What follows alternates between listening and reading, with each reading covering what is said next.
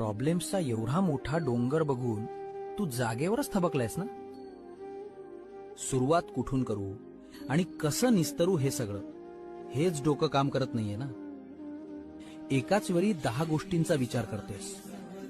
हे कर्ज कसं फिटणार, करिअरचं काय होणार, घरचे काय म्हणतील.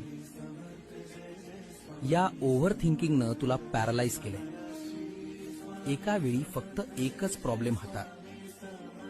तू एका दिवसात सगळं आयुष्य बदलू शकत नाहीस, पण आज घेतलेला एक छोटासा निर्णय तुझं पूर्ण आयुष्य बदलू शकतो. प्रॉब्लेम्स मोठे आहेत, पण तुझी हिंमत त्यापेक्षा 100 पटीनं मोठी आहे.